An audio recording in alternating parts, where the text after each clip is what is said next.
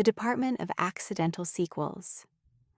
They met where dictionaries gathered to argue with grammar and bees, where commas demanded promotions and verbs took vacations from trees.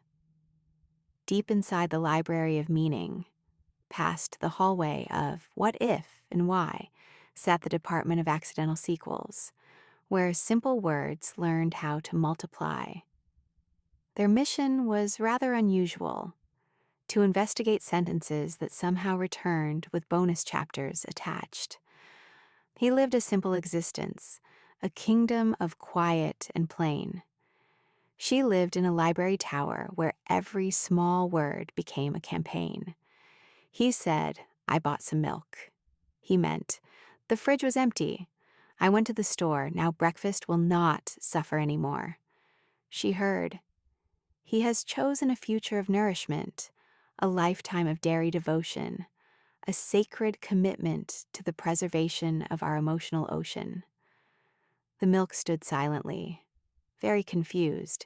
It had only applied for a position in cereal. The department arrived with clipboards and tea. "Someone has turned a grocery purchase into a lifelong guarantee." The inspectors examined the sentence. They measured the vowels. They questioned the punctuation. They interviewed the apostrophe. The apostrophe said, "I was just hanging around. Please stop involving me." Or he said, "I'm a little tired." He meant, "Work was long, my feet are heavy. I need a pillow and perhaps a snack." She heard, "His passion has faded. The flame has dimmed. The orchestra of romance has misplaced its violin." The pillow was subpoenaed. The blanket became a witness. The mattress refused to comment. The mattress finally released a statement. "I provide comfort.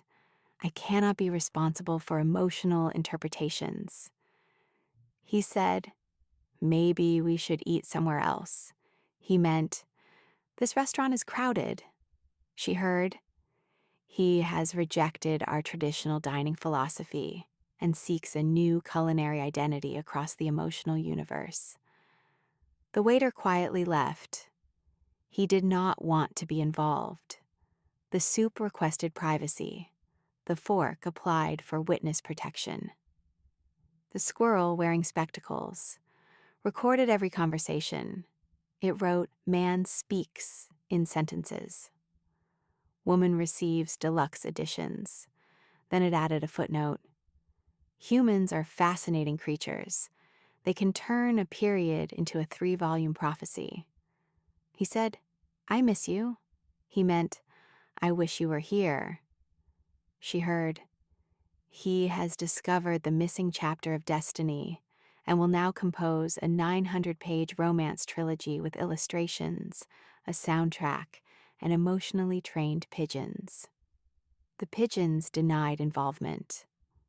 The squirrel dropped its pencil. The pencil filed a complaint.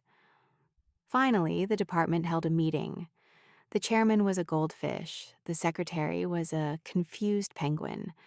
The official translator was a parrot who had been repeating the same sentence for 11 years. They reviewed every word, every pause, every innocent little phrase.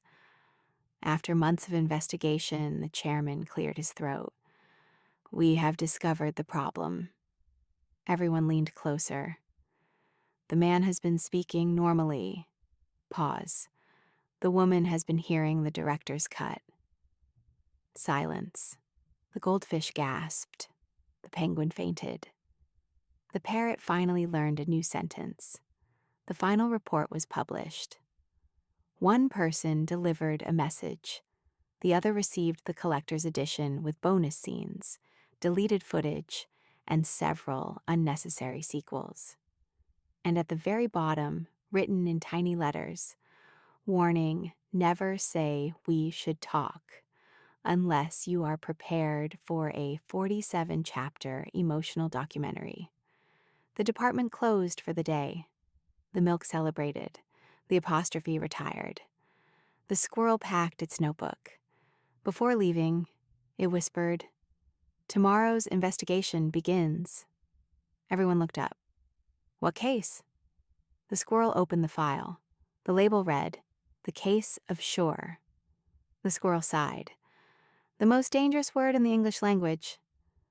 Because nobody knew anymore whether it meant yes, maybe, I don't know, or a future argument scheduled for Tuesday. The Department of Accidental Sequels closed its doors. The goldfish went home. The penguin took a nap.